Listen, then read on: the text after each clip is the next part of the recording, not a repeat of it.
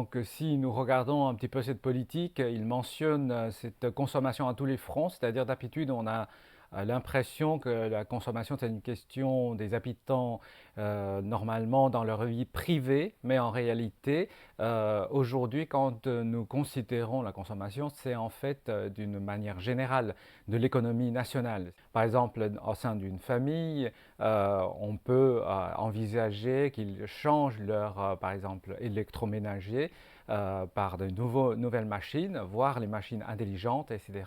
Donc, dans un contexte de nouvelle consommation de produits de technologie de dernière gamme, de nouveaux produits pour améliorer la qualité de vie des habitants, donc ils ont en fait envie de consommer, par contre, et ils sont contraints par les dépenses élémentaires comme le logement, la santé, l'éducation ou la vieillesse. Donc maintenant, l'État cherche à les soutenir par tous les bien-être pour qu'ils puissent libérer leur argent pour la consommation. Mais ça, c'est du côté privé, c'est-à-dire que les projets personnels.